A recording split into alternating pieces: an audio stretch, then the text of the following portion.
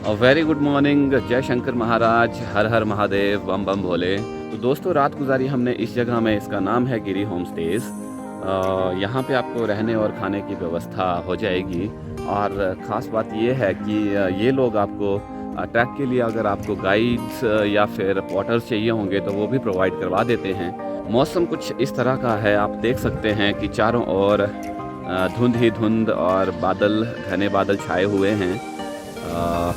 उस तरफ सामने उधर ये है रिकांगपिओ और इस तरफ से यात्रा शुरू होती है किन्नर कैलाश की।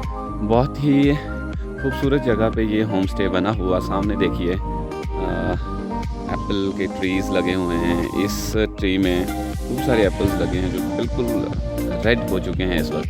तो दोस्तों, थोड़ी देर में शुरू करेंगे अपनी यात्रा और दिखाएंगे आपको कि कैसा रास्ता है, क्या नज़ारे रास्ते बीच में आते हैं। तब तक के लिए जय शंकर महाराज।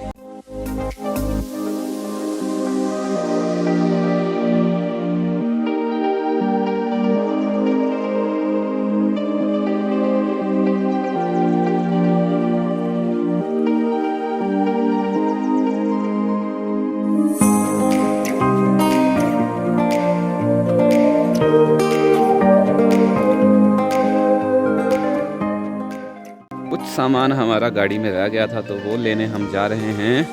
साथ ही साथ दिखाता चलूँगा मैं आपको ये beautiful Apple orchards.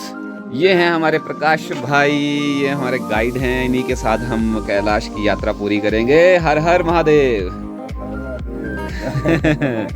Apple orchards के बीच में से वॉक करते हुए बड़ी ही मस्त फीलिंग आ रही है भाई साहब। खाना वाना खा के हम हो चुके हैं पूरी तरह से सेट। बैग हमने पैक कर लिए हैं और अब गेस्ट हाउस से हम निकल गए हैं अपनी यात्रा के लिए।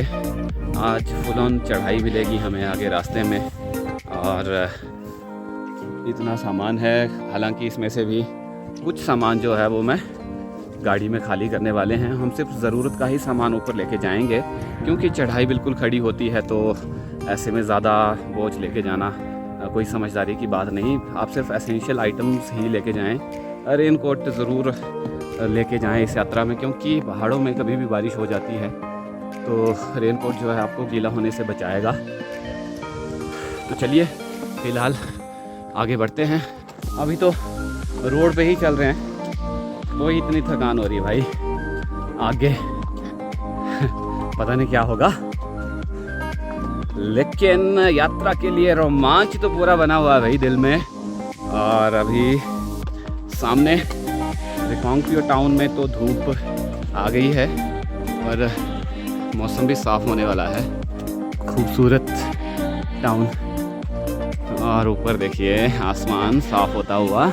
अभी हमारी घर पे बात हुई और हमें पता चला है कि बैजनाथ में तो खूब सारी बारिश हो रही है और वो लोग घर वाले बड़े हैरान हो रहे थे कि यहाँ इतनी बारिश हो रही है, तुम इतनी बारिश में कैसे जाओगे। लेकिन यहाँ पे तो मैंने आपको मौसम दिखाई दिया, काफ़ी साफ भाई।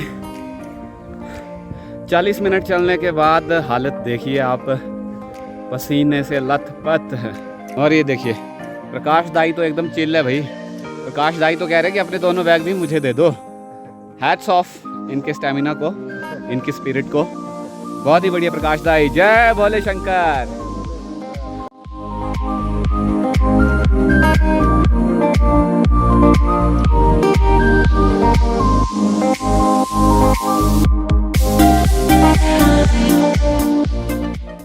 तो दाई बता रहे हैं कि ये पानी जो मैंने अभी पिया ये डायरेक्ट किन्नर कैलाश से ही आ रहा है। बहुत ही ज़्यादा ठंडा और एकदम रिफ्रेशिंग, चिलिंग, मज़ा आ गया अभी पानी पी के।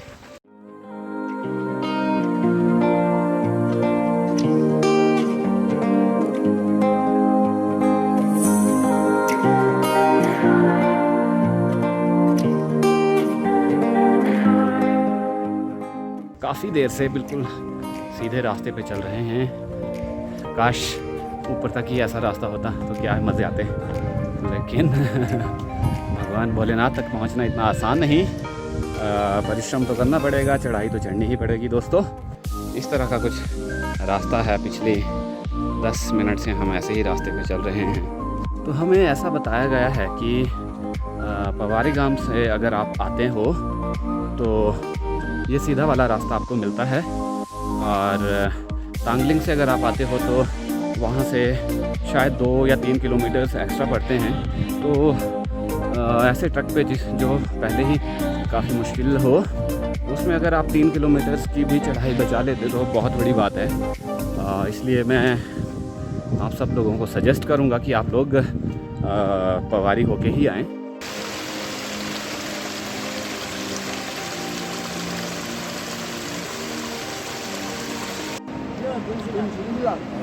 तो भाई यहाँ से होके हम जाएंगे और उस झरने के पास से उस तरफ के लिए निकल जाएंगे। तो काफ़ी देर सीधा चलने के बाद अब फिर से उतराई आ गई है और अब हम जाने वाले हैं उस झरने के पास। देखिए ये झरना खूबसूरत सा, यहाँ जाएंगे हम और इसी के पास से नदी को क्रॉस करेंगे।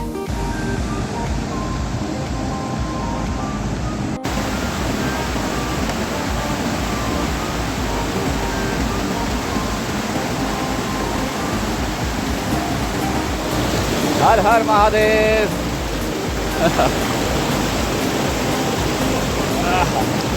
देखिए जी ये झरना पीछे है।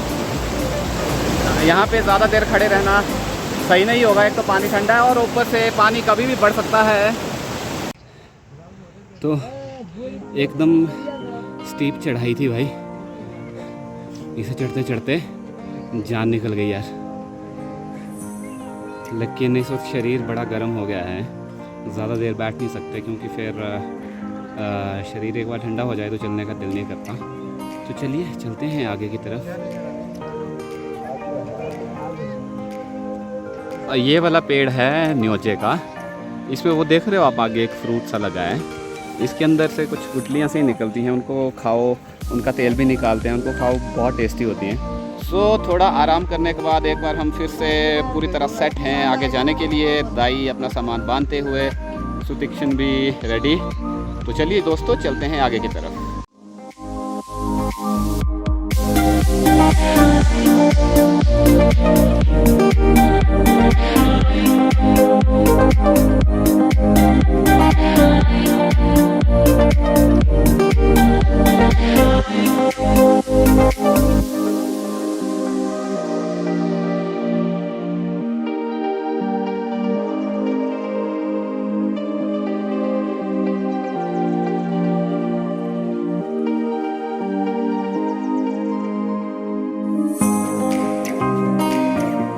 इस पॉइंट पे आके ये दोनों रास्ते, एक रास्ता ये जो कि तांगलिंग से आता है और दूसरा रास्ता ये जो कि आता है पवारी गांव से। यहाँ पे आके ये दोनों रास्ते मिल जाते हैं। इसके आगे कोई कंफ्यूजन नहीं है, सिंगल ही रास्ता है, उसी को आप फॉलो करें और सीधे आप पहुँच जाएंगे गणेश पार्क।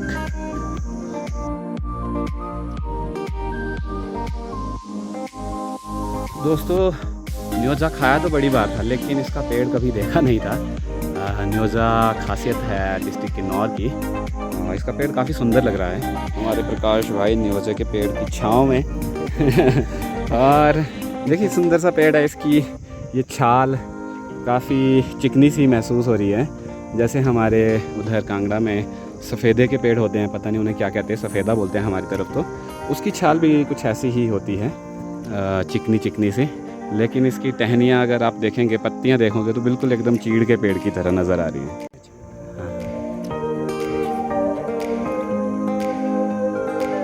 महादेव बम बम बोले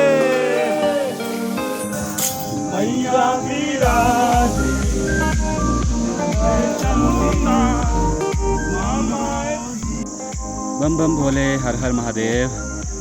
देखिए जी यहाँ पे शंकर महाराज का नाम ही है जो आपको ऊपर तक ले जा सकता है, वरना ये चढ़ाइयाँ तो एकदम भाई कमर तोड़ हैं। ऐसे में भगवान का नाम लेते रहिए और आगे बढ़ते जाइए, एक एक कदम आगे बढ़ाते रहिए और आप ज़रूर अपनी मंजिल तक पहुँचेंगे। लगातार 40 मिनट से चला हुआ था मैं ब्रेक नहीं लिया मैंने कोई भी, लेकिन यहाँ आके स्टेमिना बोल ही गया फाइनली। तो थोड़ी देर रुके हैं, अब यहाँ थोड़ा रेस्ट करेंगे और फिर निकलेंगे आगे की ओर। 1 बज गया है जी, 1 बज गया। सुबह 9 बजे पवारी गांव से चले थे, 4 घंटे यहाँ तक लग गए। अब ऐसा बताया जा रहा है कि पानी का सोर्स यहाँ से 15 मिनट की दूरी पे है। आप देख सकते हो मेरे पीछे चढ़ाई कितनी ज़्यादा है भाई। बम बम बम बम। अरे भाई उफ, थकान तो ज़रूर हो रही है, लेकिन सच बताऊं तो मज़ा भी आ रहा भाई चलने में। गप्पे मारते मारते चलते जाओ, दूरी का और चढ़ाई का एहसास भी नहीं होता।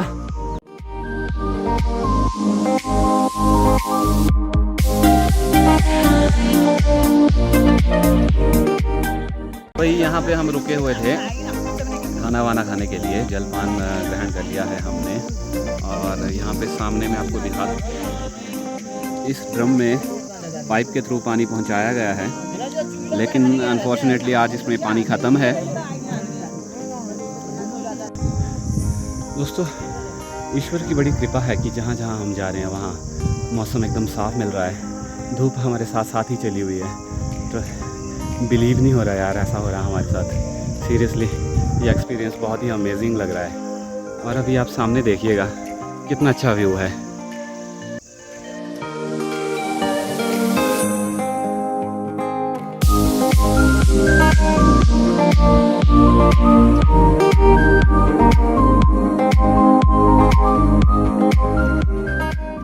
देखिए जी, कुछ इस तरह यहाँ पे पानी का अरेंजमेंट किया गया है।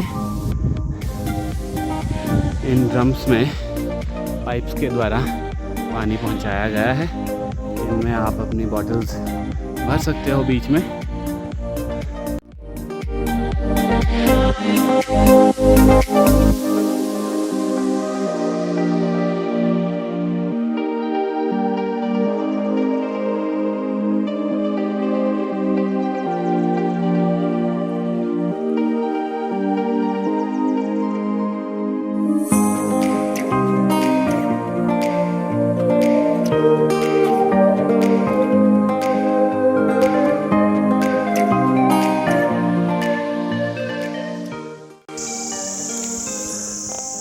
भाई चढ़ाई इतनी ख़तरनाक है कि एक एक कदम भी खींचना मुश्किल हो रहा है, ख़त्म ही नहीं हो रही है चढ़ाई।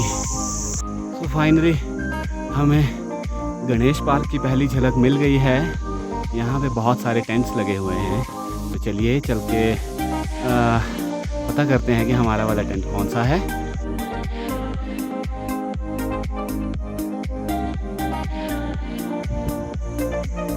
हर हर महादेव, बम बम भोले। ये है जी ब्यूटीफुल गणेश पार्क। यहाँ आज हमारा नाइट स्टे होने वाला है और शायद से पहला ही जो टेंट दिख रहा है ये हमारा है, क्योंकि मैं सिर्फ आइडिया अनुमान ही लगा रहा हूँ, क्योंकि प्रकाश दाई तो यहीं पे खड़े हैं। हो सकता है यही हमारा वाला टेंट हो।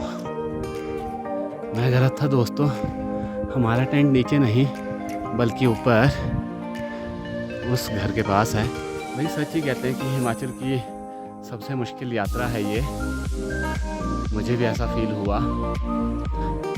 और अभी भी चढ़ाई ख़त्म नहीं हो रही, जबकि असली मुश्किलात तो हमें कल आने वाले हैं, क्योंकि गणेश पार्क से आगे का जो रास्ता है वो और भी ज़्यादा मुश्किल है। वहाँ पे ऑक्सीजन की भी कमी होगी शायद से, बिल्कुल शायद से क्या बिल्कुल वहाँ ऑक्सीजन की कमी होगी, क्योंकि इसके बाद तो पेड़ पौधे बिल्कुल ख़त्म ही हैं।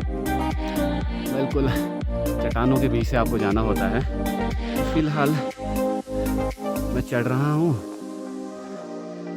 आई थिंक 10 मिनट और लगेगी ऊपर तक पहुँचने में। लेकिन दोस्तों नज़ारे तो हर 10 कदम बाद बदल रहे हैं भाई, एक से एक खूबसूरत नज़ारा मिल रहा है। चलिए नज़ारों को देख के ही कम से कम थोड़ी थकान ख़त्म हो जाती है। चलिए आगे बढ़ते हैं।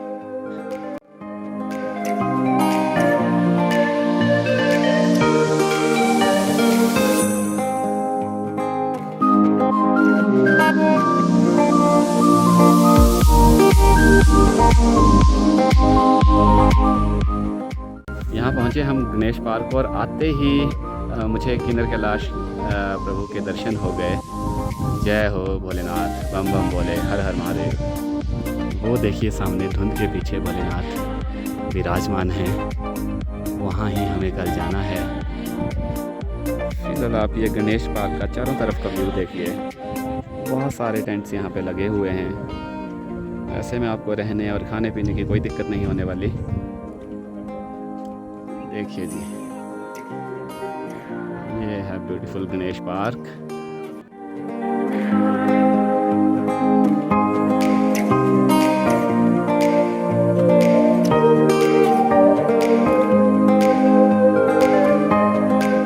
दिक्षु भी यहाँ पहुँच गया है भाई फाइनली। भाई के लिए मैंने पराठा पहले ही तैयार रखा है। ये देखिए मेरे भाई का पराठा, मैं आते ही अपने भाई का स्वागत कर रहा हूँ पराठे के साथ। तो जी अब हम अपने टेंट में रेस्ट कर रहे हैं भाई साहब। सुबह से चले हुए थे और 5 बज गए हैं। खैर हम 4:15 बजे यहाँ पहुँच गए थे, लेकिन हमें सलाह दी गई कि थोड़ी देर आप एक्लिमेटाइज हो जाइए, अभी टेंट में घुसना अच्छा नहीं। तो हमने थोड़ी देर बाहर की हवा खाई, नज़ारों का मज़ा लिया और अब हम दोनों भाई कर रहे हैं अपने टेंट में रेस्ट। थोड़ी देर रेस्ट करेंगे, फिर थोड़ी देर वैसे फिर निकलेंगे बाहर अभी, क्योंकि रोशनी मेरे ख्याल से 7 बजे तक तो यहाँ पे रहेगी। क्यों दीक्षु? बिल्कुल जी बिल्कुल, शायद ज़्यादा टाइम तक भी दे सकती है। देखिए आज भी हमें पता चलेगा कितने टाइम तक रोशनी रहती है। तो भी यहाँ पहुँच के ना ठंड तो सॉरी थकान तो बहुत ज़्यादा थी, लेकिन सारी थकान यहाँ पहुँच के उतर गई। बॉडी तो थकी हुई थी, लेकिन माइंड एकदम फ्रेश हो गया था यहाँ पहुँच के।